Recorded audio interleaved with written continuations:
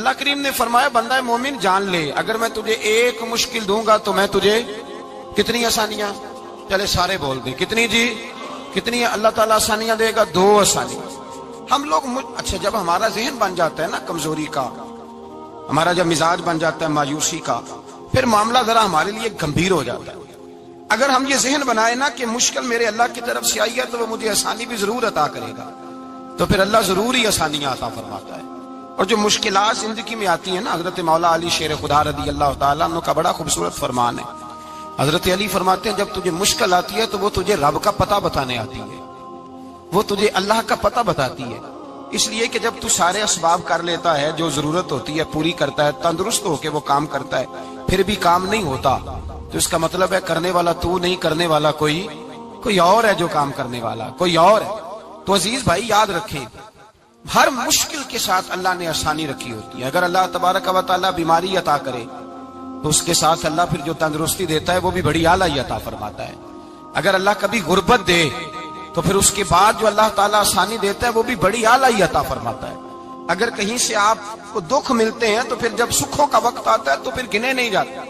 یاد رکھیں مشکلات کے پہلو میں آسانیاں ہوتی ہیں، اور جس آدمی کو مشکل آتی نہیں، میرے نبی کریم سید عالم صلی اللہ علیہ وسلم نے فرمایا مومن کو جو مشکل بھی آتی ہے اللہ اس کی برکت سے اس کے گناہوں کو معاف فرما دیتا ہے، اللہ اس کی برکت سے اس کے گناہوں کو معاف کرتا ہے۔ یہاں تک کہ حضور نے فرمایا میرے مومن کو کانٹا بھی چبھے تو اللہ تعالیٰ اس کی مشکل کو آسان فرما دیتا ہے۔ 2 بزرگ بیٹھے تھے، ایک حضرت احمد رحمت اللہ علیہ اور ایک حضرت شرف الدین منیری رحمت اللہ علیہ۔ تو حضرت شرف الدین منیری کہنے لگے کہ دوست اصل میں وہ ہوتا ہے جو دوست کی طرف سے آنے والی تکلیف پر صبر کرے، جو اللہ کی طرف سے آنے والی تکلیف پہ صبر کرے وہ اللہ کا محبوب ہوتا ہے۔ تو حضرت احمد فرمانے لگے نہیں مجھے تیری بات کی سمجھ کوئی نہیں آئی، صبر کرے وہ اللہ کا دوست ہے، مصیبت پہ صبر کرے۔ تو کہا جناب پھر اگر نہیں سمجھ آئی تو آپ بتا دیں اللہ کا دوست کون ہے؟ تو آپ فرمانے لگے جو محبوب کی طرف سے آنے والی مصیبت کو اس کا تحفہ سمجھ کے قبول کرے وہ اصل دوست ہوتا ہے۔ اس کا تحفہ سمجھ کے قبول کرے، اپنے رب کا تحفہ سمجھے، مالک کا تحفہ سمجھے کہ اس نے مجھے تحفہ دیا ہے، مجھے کسی مشکل میں ڈالا ہے۔ تو رب کریم بلا مثال و بلا تشبیہ سمجھانے کے لیے اللہ جب کسی کو مشکل میں ڈالتا ہے، کافروں کو تو اس نے موجیں کرائی ہوئی ہے، بڑی بڑی سہولتیں دی ہوئی ہیں، مشکل میں ڈب بھی ڈالتا ہے، اپنے نیک بندوں کو ہی ڈالتا ہے۔ نمرود اور فرعون کے پیروں میں کانٹا بھی نہیں چبھتا تھا، ان کو تکلیف نہیں آتی۔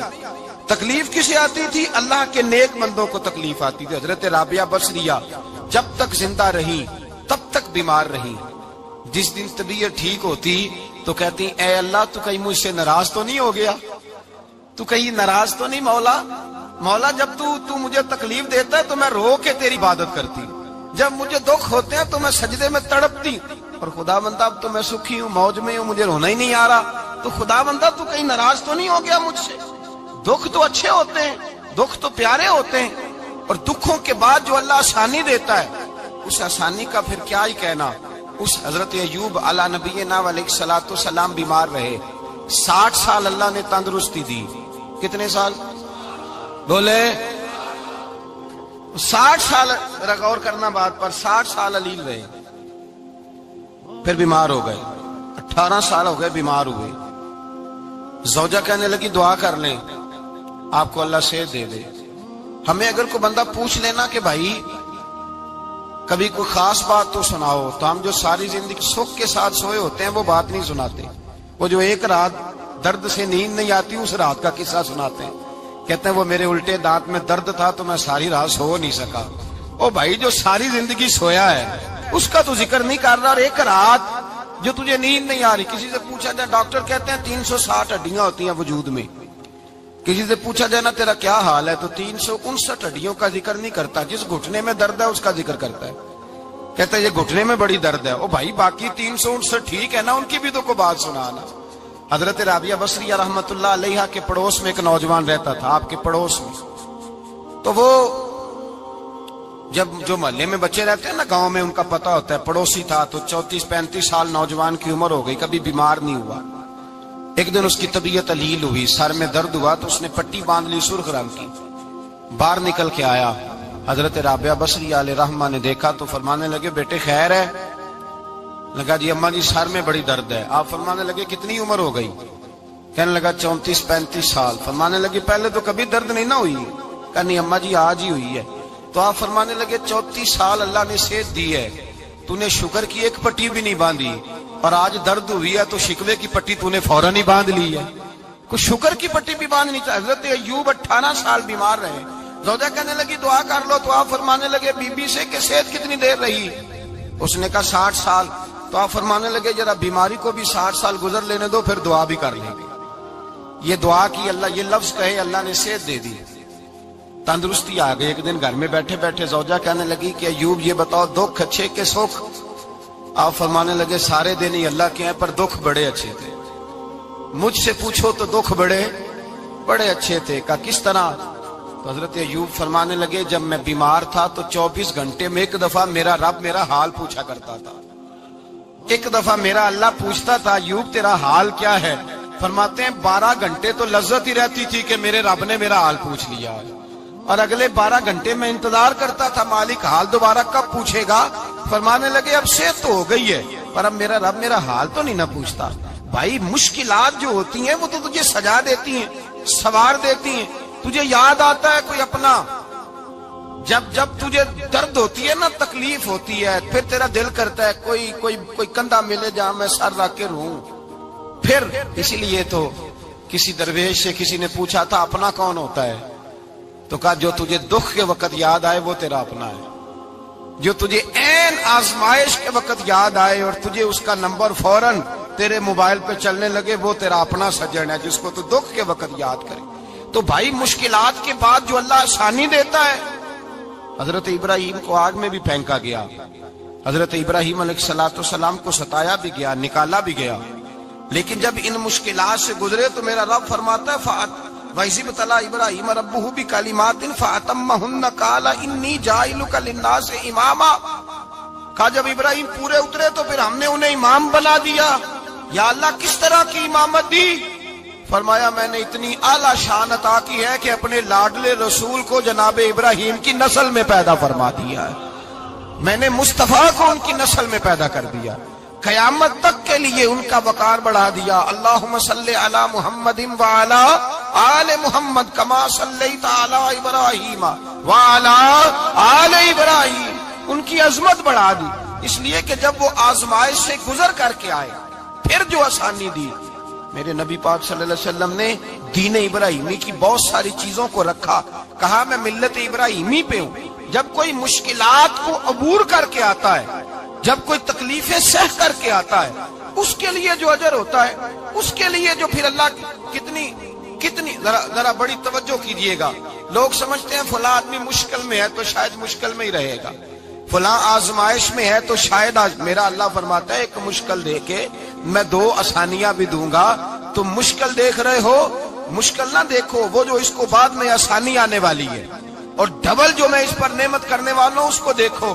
حضرت یوسف کو بھائیوں نے کنویں میں ڈال دیا تھا، اور جب کنویں سے نکلے تو مصر کے بازاروں میں بکے، اور پھر زلیخا نے الزام لگایا تو حالات بگڑ گئے، حضرت یوسف کو جیل جانا پڑا۔ کتنی کٹھن زندگی تھی، لیکن میرے مالک کو کچھ اور ہی منظور تھا۔ کنویں میں گرنے والے، بازار میں بکنے والے، جیل میں جانے والے، الزام لینے والے جناب یوسف کو رب کریم نے اسی مصر کا بادشاہ بنا دیا، اللہ پاک نے اسی مصر کا حکمران بنا دیا۔ یاری تیری سونا ہے پر ازمیشاں تیریاں اگ، اے سونا پرکھیا جامد آئی پہلو نال اگاں دے لگ، اس کے لیے تھوڑا سا جتن کرنا پڑتا، تھوڑے کٹھن حالات سے گزرنا پڑتا، تھوڑی آزمائشوں کا روپ دیکھنا پڑتا ہے۔ ہم چاہتے ہیں کہ ہمیں چھیڑے کوئی نہ کوئی تکلیف نہ آئے، کوئی آزمائش، یہ ہو نہیں سکتا میرے بھائی۔ نامی کوئی بغیر مشقت نہیں ہوا، 100 بار جب عقیق کٹا تب جا کر نگی ہوا۔ ہم چاہتے ہیں کہ ہمیں کچھ بھی دقت نہ آئے، مشکلات نہ آئے، اور مشکلات تو انسان کو سنوارتی ہیں بھائی، وہ تو نکھارتی ہیں۔ کبھی پوچھا کرو جا کر کے کسی گندم کے دانے سے کہ تو کہاں کہاں سے ہو کے آیا ہے، کہاں کہاں سے نکل کے آیا ہے، تو وہ بتلائے گا کہ بڑے مشکل مراحل سے گزرا ہوں، اور پھر اللہ نے مجھے طاقت دی ہے کہ میں انسان کے وجود کا حصہ بنا۔ تو بھائی کٹھن مراحل، آزمائشیں، تکلیفیں، یہ انسان کو بڑا انسان بنا دیتی، یہ اس کے لیے ترقیوں کا پیش خیمہ ہوتی۔ ہمارے جوان پریشان ہو جاتے ہیں، عورتیں خاص کر کے اس بات پہ توجہ کریں، وہ بڑی جلدی غم لے جاتی ہیں، وہ کہتی ہیں جانے میرا کچھ ہوگا ہی نہیں، جانے میرا کچھ ہو ہی نہیں سکتا۔ میرے بھائی درجنوں اور بیسیوں لوگ ایسے ہیں جن کی اولادیں نہیں تھی لیکن نام ان کا ان سے بھی زیادہ ہے جو بڑے بڑے صاحب اولاد۔ حضرت عبداللہ مزنی حضور کے غلام تھے، قبیلہ مزن کے رہنے والے، والد فوت ہو گئے، چچا نے پالا تھا، اسلام قبول کر لیا۔ چچا اسلام کا بڑا دشمن ہے، حضور کا نام آئے تو جلال کرتا، حسد اور بغض میں جل جاتا، بڑی اسلام کے ساتھ دشمنی اور عناد رکھتا ہے۔ حضرت عبداللہ کہتے ہیں پہلے تو میں عشق رسالت کو دباتا رہا، پھر یہ چنگاری شعلہ بن گئی، پھر کہ یہ ہلکا سا جذبہ سمندر اور صحرا کا روپ دھار گیا۔ فرماتے ہیں ماں تھی اور میں تھا، میں گیا جا کے چچا سے کہا میں نہیں رہ سکتا۔ کہاں جائے گا؟ تو میں نے دھیمے لہجے میں کہا میں مدینے جاؤں گا، اب میں رسول اللہ کے مدینے جاؤں گا، اب میرا گزارا نہیں ہوتا، اب میں جاؤں گا۔ کہتے ہیں چچا کہنے لگا اچھا تو وہاں جائے گا؟ تجھے میں نے پالا، میں نے پوسا، وہ مکان میں نے تجھے بنا کے دیا، تیری جیب میں جو پیسے ہیں میرے دیے ہوئے ہیں۔ کہتے ہیں میں نے کہا چچا میں سارا کچھ سوچ کے آیا ہوں، مکان بھی تو رکھ لے، پیسے بھی رکھ لے۔ کہتے ہیں اس نے ہر چیز رکھوا لی۔ جب پلٹنے لگا تو چچا کہنے لگا جو کپڑے تو نے پہنے ہیں یہ بھی میں نے خرید کے دیے تھے۔ حضرت عبداللہ فرماتے ہیں میں نے وہ کپڑے بھی اتار کے دیے، برہنہ حالت میں ماں کے پاس گیا اور میں نے کہا اماں میں پہلے بھی تو ننگا پیدا ہوا تھا، تو نے ہی کپڑے پہنائے تھے، میرا پھر بدن ننگا ہو گیا ہے، کپڑے دے دے۔ کہتے ہیں 2 بیبیوں والے کپڑے اماں نے دیے، ایک میں نے تامت باندھ لی، دوسرا اوڑھ لیا اور مدینے پہنچا۔ کہتے ہیں جب میں ٹھنڈی رات مدینے پہنچا تو کالے رنگ کے حبشی غلام حضرت بلال دودھ کا پیالہ لیے کھڑے تھے، ہاتھ میں کھجوریں تھی، کمبل تھا، کہنے لگے آجا آجا۔ مصطفیٰ نے فرمایا تھا قبیلہ مزن سے میرا غلام آ رہا ہے، میں ساری رات سے تیرا انتظار کر رہا ہوں۔ حضرت جناب سیدنا عبداللہ رضی اللہ تعالیٰ عنہ فرماتے ہیں میری مشکل آسان ہوئی، فرماتے ہیں مجھے مدینے میں اعزاز مل گیا، مجھے عزت مل گئی، ہر آدمی میری قدر کرنے لگا۔ گویا بزرگ کہتے ہیں کہ حضرت عبداللہ دعا کرنے لگے کہ اے اللہ تو نے مجھے بڑی شان دی ہے مصطفیٰ کی گود میں، اگر اسی رحمت کے چھاؤں میں پردہ کر جاؤں تو میری بات بن جائے گی۔ حضرت عبداللہ کا وصال بھی رسول اللہ کی گود میں ہی ہو گیا، گود میں نہ کوئی رشتہ دار، نہ کوئی تعلق دار، نہ کوئی ہمسایا اپنا، نہ کوئی چچا، نہ کوئی ماموں، شہر میں تنہا اسی کسے دے کچھ نہیں جے لگ دے تے نہ کوئی ساڈا دردی، تنہائی۔ جنازہ اٹھا تو اٹھانے والے کون ہیں؟ ابو بکر صدیق، فاروق اعظم، عثمان غنی، مولا علی، حسنین کریمین جنازے میں شامل۔ میرے رسول پاک صلی اللہ علیہ وسلم نے جنازہ پڑھایا، دیکھو مشکل کاٹی تھی تو آسانی کا رنگ دیکھو، آسانی کا انداز دیکھو۔ حضرت سیدنا ابو دردہ رضی اللہ تعالیٰ عنہ ارشاد فرماتے ہیں مدینے میں رواج تھا کہ جب قبر میں اتارنے لگتے تھے تو قریبی رشتہ دار اتارا کرتے تھے، پر عبداللہ کا تو رشتہ دار ہی کوئی نہیں تھا مدینے میں، کون اتارے؟ فرمایا جب قبر میں اترنے لگے تو حضرت ابو بکر صدیق اور حضرت عمر فاروق اتر گئے کہ ہم قبر میں اتارتے ہیں۔ رسول اللہ نے فرمایا تم باہر نکلو، تم کیوں قبر میں گئے ہو، باہر آؤ۔ کہتے ہیں ہم باہر آئے تو اللہ کے رسول اندر گئے، فرمایا کون کہتا ہے اس کا کوئی نہیں، میں جو موجود ہوں، کون کہتا ہے کوئی نہیں؟ فرمایا رکھو میرے ہاتھوں پہ۔ کہتے ہیں حضور کے دست مبارک پہ رکھا اور باہر کھڑے ہم رشک کرنے لگے کہ واہ اللہ تیرا آسانی دینے کا رنگ، آسانی۔ اس نے مشکل برداشت کی تو رب نے مصطفیٰ کے قدموں میں آسانیاں عطا فرمائی، پسے اور حضور نے قبر میں رکھا، نبی پاک نے۔ میرے دادا مرشد کہتے ہیں عشق سرکار کی ایک شمع جلا لو دل میں، بعد مرنے کے قبر میں بھی اجالا ہوگا۔ اور میرے اعلیٰ حضرت فرماتے ہیں لحد میں عشق رخ شاہ کا داغ لے کے چلے، لحد میں عشق رخ شاہ کا داغ لے کے چلے، اندھیری رات سنی تھی چراغ لے کے چلے۔ اور بیدم شاہ بارسی تو حد کر گئے، کہنے لگے پسے مردن، بعد مرنے کے پسے مردن فرشتوں نے جو تلاشی لی تو کیا نکلا؟ فقط ایک دل کے گوشے سے خیال مصطفیٰ نکلا، فقط ایک دل کے گوشے سے خیال۔ اور کامل پیرو نہ دے باہو قبر جنا دی جیوے۔ میرے بھائی نبی پاک صلی اللہ علیہ وسلم کے ساتھ وفا کی تنگی دیکھ کر دقت ساتھ دیا. مکہ مخالفت کرتا تو جناب فاطمہ حضور کا خیال رکھتی. فاطمہ بنت اسد بڑا پیار کیا, بڑی محبت کی مولا علی کی والدہ نے, ہر دکھ ہر تکلیف کاٹی, لیکن رسول کائنات صلی اللہ تعالی علیہ وسلم کا ساتھ نہ چھوڑا. اور یہاں تک روایات میں ملتا ہے کہ جناب فاطمہ الزہرا جب بیعہ کے ان کے گھر گئی تو باہر سے سودا لا کے دیتی. حضرت فاطمہ سے بڑا پیار کرتی, بڑی محبت, مشکلات میں ساتھ دیا. جب وصال ہوا تو فرماتے کوہرام مچ گیا مدینے میں. لوگ منتیں کرتے تھے کہ حضور کا ایک بال مل جائے تو قبر میں بخشش کا سامان ہو جائے گا. رسول پاک نے فرمایا جب جناب علی کی والدہ کو غسل دے دو تو کفن پہنانے سے پہلے میرے پاس آنا. کہتے ہیں جب غسل دے لیا تو عرض کی حضور غسل ہو رہا ہے, کفن کا کیا کرنا ہے؟ حضور اندر گئے, قمیض بدلی اور جو کرتا پہنا ہوا تھا اتار کے دیا. فرمایا وہ علی کی ماں نہیں میری ماں ہے, اس نے میرے لیے بڑی تکلیفیں سہی ہیں, بڑی مشکل دیکھی ہے. فرمایا اس طرح کرو میرے کرتے میں اسے کفن دو. حضور نے جنازہ پڑھایا, اپنے کرتا لباس مبارک میں کفن دلایا. پھر جب وہ دفن ہوئی تو حضور قبر پہ کھڑے ہوئے, کھڑے ہو کے فرمایا اے اللہ اپنے سارے نبیوں کے وسیلے سے اور میرے وسیلے سے میری اماں کی بخشی فرما دے. پھر جو آسانیاں ملی ان لوگوں کو تو ان کی قبروں تک آسانیاں ملی, پھر ان کو قیامت تک کے لیے آسانیاں ملی جنہوں نے مشکلات کو دیکھا. اور بھائی جو سوئے رہے, جو آرام کرتے رہے, جنہوں نے مناسب ہی نہ سمجھا کوئی کٹھن مرحلہ طے کرنا, جنہوں نے کہا نا نا نا نا ہم تو سکھ کے ساتھی ہیں, ہم تو سکون کے ساتھی ہیں, بھائی ہم تو سلوٹ کے ساتھی ہیں, جب موجیں لگے گی تو دوڑ کے پہنچیں گے, کہیں گے ہمارا بھی تعلق بنتا ہے, ہماری بھی رشتہ داری ہوتی ہے, ہمارے بھی رابطے ہوتے ہیں, پھر دوڑ کر کے پہنچیں گے. اصل ساتھی وہ ہوتا ہے جو دکھ کا ساتھی ہوتا ہے, آزمائش کا ساتھی, مشکلات تجھے اونچا اڑاتی. حضرت سلمان فارسی کہتے ہیں میں نبی پاک کی تلاش میں نکلا تھا, حضور کی تلاش میں نکلا, اور میں نے کئی سال حضور کو ڈھونڈا, کبھی ایک دروازے, کبھی ایک دروازے, کبھی دوسرے دروازے, کبھی تیسرے دروازے. فرماتے میں شہزادہ تھا پر بکتا بکاتا مدینے آیا.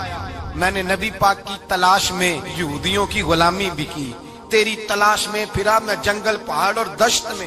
فرماتے ہیں بڑی تکلیف کاٹی, بڑی آزمائش دیکھی, لیکن اس دن مجھے سارے دکھ بھول گئے.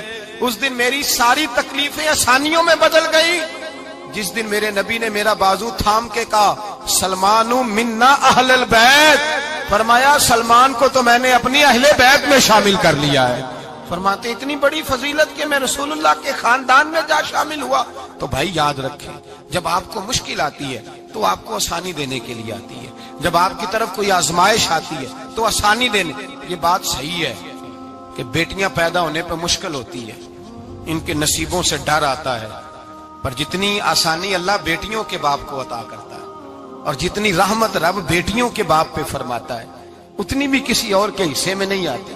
اس میں شک کوئی نہیں کہ بوڑھے ماں باپ کو جب سنبھالنا پڑے تو مشکل ہوتی ہے.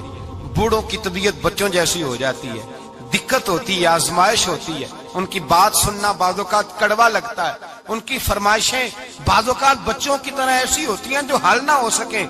لیکن یہ وہی ماں باپ ہیں جن کی نوکری کے بارے میں میرے مصطفیٰ نے فرمایا اگر تو ایک رات انہیں خوش کرنے میں کامیاب ہوا تو اللہ 2 حج اور 2 عمرے کا ثواب عطا فرمائے گا. اس میں شک نہیں کہ بہت سارے کام مشکل ہوتے ہیں, کٹھن ہوتے ہیں, آزمائش والے ہوتے ہیں. اس میں کوئی شک نہیں کہ اس دور میں دین کا کام بڑا مشکل ہے, دعوت و تبلیغ کا سلسلہ بڑا کٹھن ہے. اس دور کے اندر حق بات بیان کرنا بڑا ہی مسئلہ ہے. اس دور کے اندر لوگوں کو کھری بات پہنچانا اور بتانا, یہ اپنے ہاتھ میں آگ کا انگارہ پکڑ